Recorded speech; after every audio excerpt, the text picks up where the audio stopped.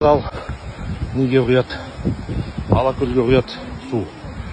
Соның басында Қаратас деген кықы.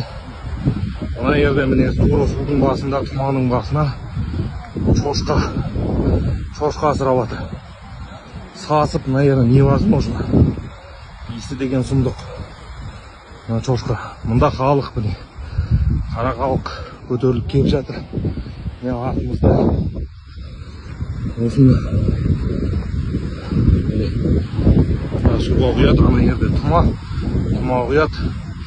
Оған бүкіл Қазақстан туристер келіп су сасық суға түсіп жатыр.